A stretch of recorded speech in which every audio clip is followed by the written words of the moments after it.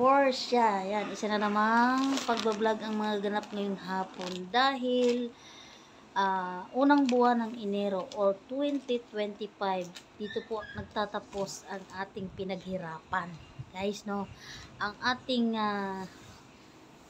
pinagsikap-sikapan na matapos ang ating ipinundar na kahit siniraan, kahit saan, dala ko siya, no? Tayo ay nagtagumpay sa ating pangarap na makamit natin yung ating minimithing gamit, no? So, hindi hadlang ang kasiraan mo sa ibang tao, hindi hadlang na may naninira sa'yo. Basta pag yung goal mo ay inabot mo, maaabot mo, huwag ka lang magpapaapekto sa mga tao.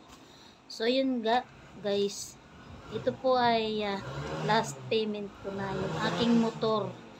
So, napakagalak ng puso ko dahil natapos na namin ni Jane yung aming pinundar na gamit. So, kung nakikita nyo nga, may hawak akong lista kasi inano ko siya, kumbaga sana pinirol ko muna siya kung tama bang tapos na ako kasi ang kapal-kapal talaga ng ating resibo. So guys, ang video ito ay hindi pagmamayabang lamang kundi pagiging magkaroon ng inspiration kayo na hindi lahat ng pangarap ay hindi natutupad. Basta gusto mo, may paraan. Basta ayaw mo, maraming dahilan. Pero pag gusto mo, maraming paraan. So, hanggang sa matapos na nga natin ngayong 2025, last January 2025, deadline po namin is January 5, so 2025. So, nakita nyo na sinamari ko yung ating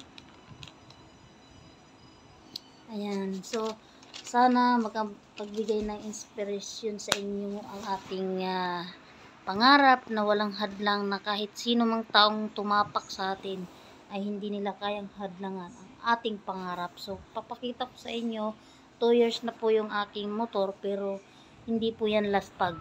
Hindi rin po yan gamit na gamit sa bahay lang po yan talaga. So, yun, ayun siya guys. Oh, makikita nyo, hindi po ako nagpalit ng gulong. Hindi pa po ako nagpalit ng gulong. Lahat yan original pa. Ito lang ang hindi kasi mahilig ako magpalit ng side mirror sa kanito. Pero lahat yan original pa. So, natapos din namin yan. So, salamat sa Panginoon at lahat ng pangarap ko ay tinutupad niya. Lalo na sa aking pamilya. So, hanggang dito na lang. This is the Borsia Mix Vlog. God first bago ang iba.